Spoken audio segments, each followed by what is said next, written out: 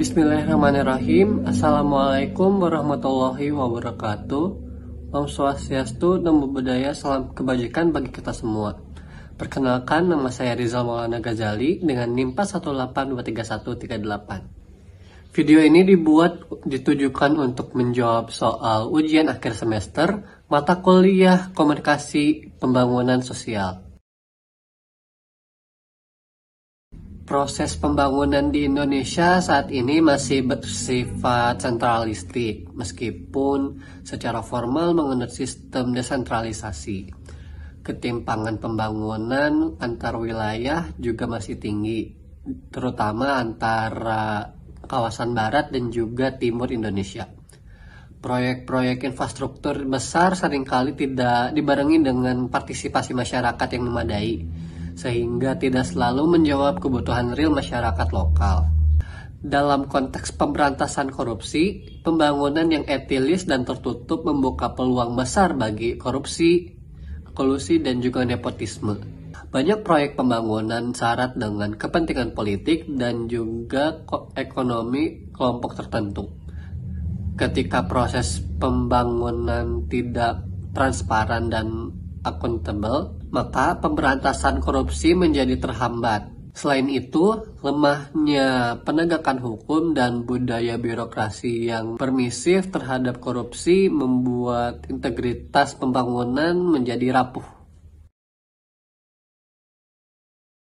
Komunikasi memegang peran penting sebagai jembatan antara masyarakat dan juga pemerintah dalam pembangunan daerah tertinggal. Pendekatan komunikasi partisipatif menjadi kunci utama, yaitu dengan melibatkan masyarakat secara aktif dalam proses identifikasi masalah, perencanaan, pelaksanaan, hingga evaluasi pembangunan. Media lokal seperti radio komunitas, pertemuan tatap muka, forum warga, dan juga teknologi informasi yang terjangkau harus dimanfaatkan untuk menyampaikan informasi yang mudah dimengerti dan relevan. Pesan-pesan pembangunan juga harus disesuaikan dengan konteks sosial dan budaya setempat. Dengan komunikasi yang terbuka, dialogis, dan membangun kepercayaan, masyarakat di daerah tertinggal dapat diberdayakan untuk mengambil peran aktif dalam pembangunan yang berkelanjutan. Komunikasi dapat menjadi alat strategis dalam pencegahan pelecehan seksual melalui kampanye edukatif, advokatif, dan pembentukan opini publik. Media massa dan media sosial harus digunakan untuk meningkatkan kesadaran tentang hak-hak perempuan, pentingnya kesetaraan gender, dan konsekuensi hukum dari pelecehan seksual.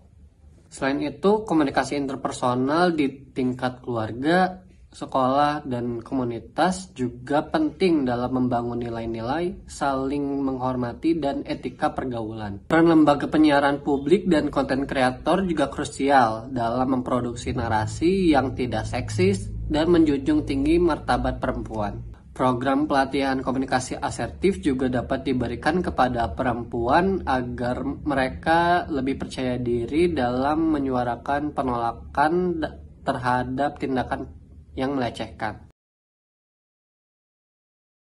Komunikasi pembangunan sosial dalam konteks kerukunan antar umat beragama adalah proses pertukaran pesan yang bertujuan untuk menciptakan pemahaman, toleransi, dan kerjasama antar kelompok agama dalam rangka menciptakan kehidupan sosial yang harmonis dan juga sejahtera. Komunikasi ini harus bersifat inklusif, dialogis, dan menghargai perbedaan.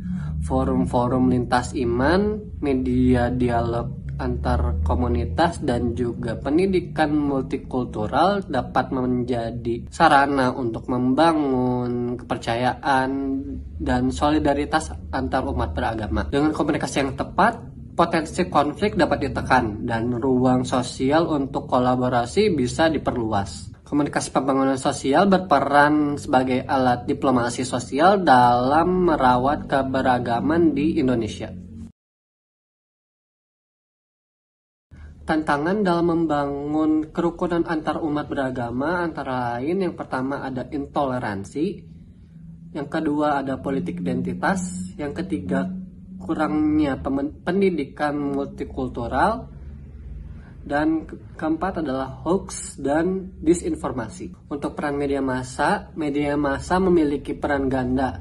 Di satu sisi, ia bisa menjadi alat edukasi dan promosi toleransi jika menyampaikan informasi yang seimbang, faktual, dan membangun narasi yang positif. Di sisi lain, media massa juga bisa memperkeruh suasana jika memberitakan isu agama secara sensasional dan provokatif. Untuk contoh kasusnya yaitu kasus penolakan pendirian rumah ibadah di beberapa daerah seperti Gereja Yasmin di Bogor dan HKBP Philadelphia di Bekasi. Hal ini menunjukkan bagaimana media bisa memperkuat atau meredam konflik. Media yang adil mampu menampilkan sudut pandang semua pihak dan mendorong dialog. Sedangkan media partisan dapat memperkeruh konflik dengan framing yang negatif. Sekian jawaban yang bisa saya sampaikan. Mohon maaf bila masih terdapat kekurangan. Wabillahi taufiq wal hidayah. Wassalamualaikum warahmatullahi wabarakatuh.